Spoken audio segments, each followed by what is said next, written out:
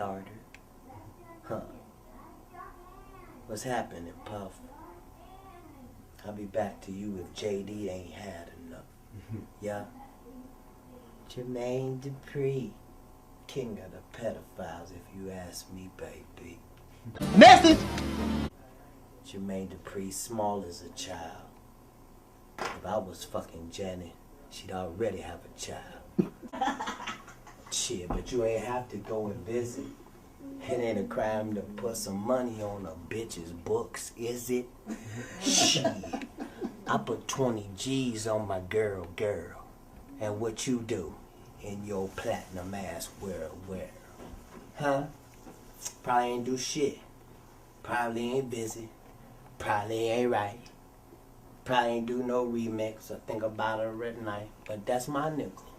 And if she hit a bitch, she read about all that. That's what it is. She handle her biz. And if she gotta do a motherfucking biz, she can count on me like I'm a motherfucking kid. And Steve Harvey, I heard about your book. I'm proud of your success, but bitch nigga, look. Better stop telling people their motherfucking lies before you be somewhere and meet one of my motherfucking guys. You see, when I'm around, them niggas is polite and gentlemen. And niggas be alone. They be all hyped up on Ritalin. And if I ain't there to hold them back, them niggas be anxious to get it in. And they be wearing stuff over their face so they don't show the cameras who's hitting them. Message!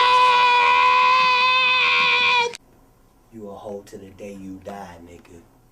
Get him, Pen. That is different than the fact that Martin and Jamie are really gonna do Sinead and Wanda as a movie. You see, because once you do Sinead and Wanda as a movie, and we already have Big Mama's house, and we know Brandon T. Jackson, that nigga showed up with his dress. He was ready to be in 1 and 2. You just start wondering how many niggas really need to wear a dress. And why is it so important? And they tell you shit like, but it's funny, is it?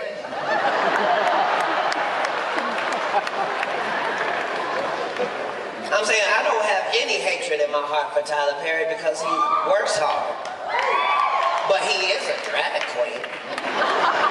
Let's be very honest. A drag queen is somebody who works in drag. Do you know who Medea is, sir? That's a nigga in that dress, sir. That's not nobody's grandmama. This nigga is only funny when he's playing a bitch.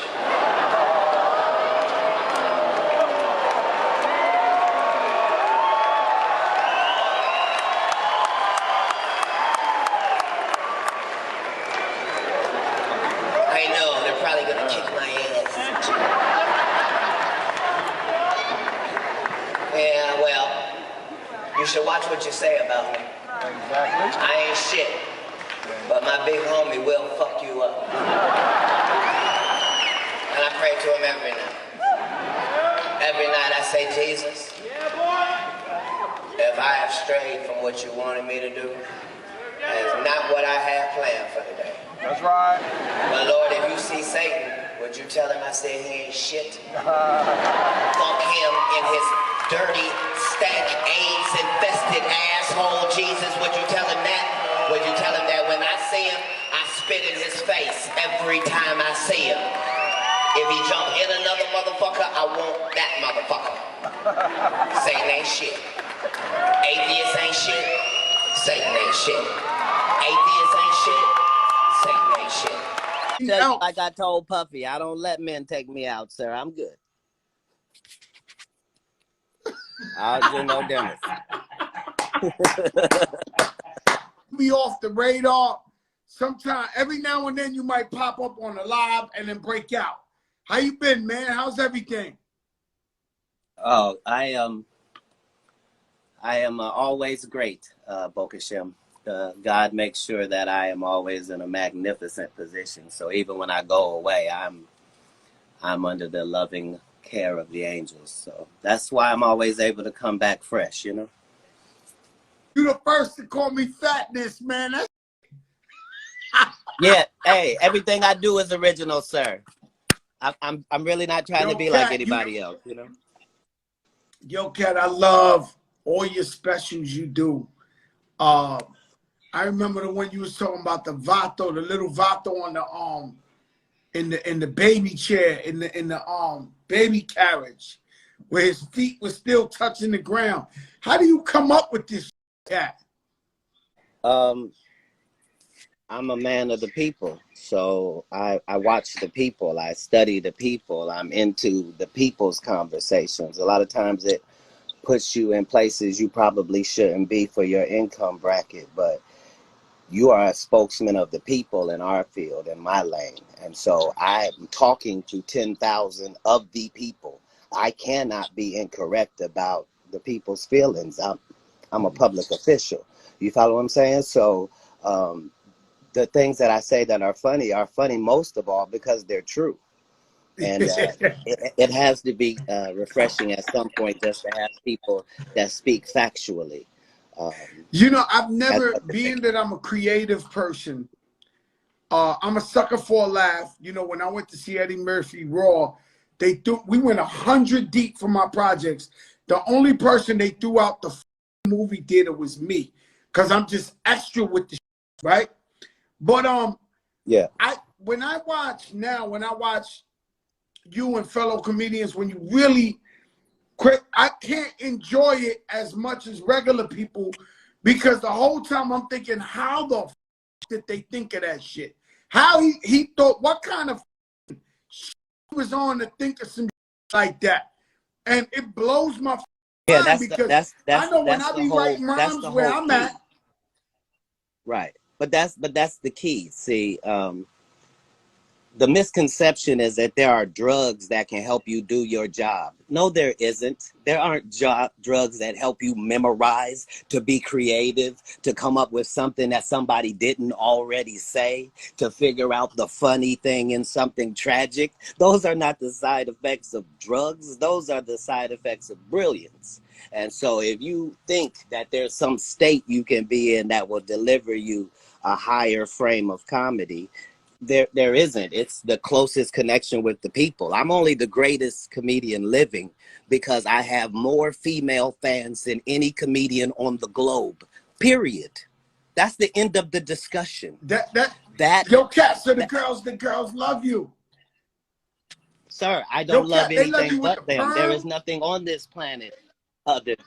Ma'am, sir, a perm is a homage to them anyway. They know what that is. See, they let me in the business thinking that maybe I was soft out there. You understand? But it was a misconception. So even as the pimp comedian, you have to understand the brilliance in the fact that he's told no pimp jokes. That he has no jokes about slapping the bitch. That conversation never takes place. You understand? So they downplay me because they must. Because the guy that you're saying is crazy and maybe a crackhead has outworked you every second that he has been a peer of yours. You probably have one comedy special. He probably has 10. The greats you talk about probably have 2 and he has 10. This is 16 100 city tours. This is a billion streams. You see? So what I'm saying is, if you don't understand that you are powerless other than the power that God gives you, then you're going to be stuck out here pretending and playing and attempting to be things that you don't need to be. We are in a blessed craft, this one of comedy, but it is part and parcel with the people it is delivered to. So there was a recent controversy online. I know you don't spend all your time online, about Kevin Hart wearing a dress in the SNL skit. And Dave Chappelle spoke about that. As a comedian, black actors are always, being asked to wear dresses. Have you ran into that? And what do you think about that whole Illuminati theory that people put out there about that? Well, thanks for that softball question. Well, It's two answers. First of all, let's be very, very clear. It is possible that there isn't anything funnier than a guy in a dress. And if that's the case, then it might also be said that there's nothing funnier than a black guy in a dress. Okay, well, I watched all of my friends throughout my entire life be able to dunk a basketball, but not me. So everybody can't do everything. So, you know, some of us make choices. I think it's not a biggest choice for others. I'm saying at the end of the day, Kevin doesn't have to worry about what people are going to say about him wearing a dress because of the long line of dress-wearing people before him. So now we had Big Mama's house 1, 2, and 3. Yeah. I've never seen Medea in a pantsuit. I think she wears dresses. So now I'm saying, why are we picking on poor little Kevin Hart? Because it was his turn next. Okay. Some of us are against the Illuminati, and we are against the Illuminati at our own detriment. When people are against the Illuminati, then they get punched in the face all the time. The press hates them, and nobody likes them.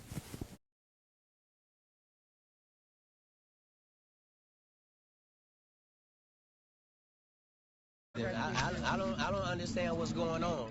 Tonight, comedian Katt Williams is revealing to us what went down at a local Walmart that landed him and several others in police custody. It's Williams' second recent run-in with the law. Officers swarmed the parking lot of the Walmart in Noonan this afternoon. Tonight, we were there as Williams returned to the scene. He told Channel 2's Darren Lynn he feels like police are picking on him. Darren joins us live tonight from Noonan with the new developments. Darren.